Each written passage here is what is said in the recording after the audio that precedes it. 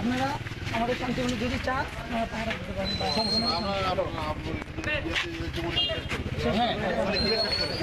এখানে গিয়ে বিশেষ কথা বলার মধ্যে আমরা সব আমরা কোনো বিশৃঙ্খলা করবো না বা সহিংসতা কিছু করবো না। আমাদের ওই আমি বলি রাস্তা যেন মানে ঠিক আছে।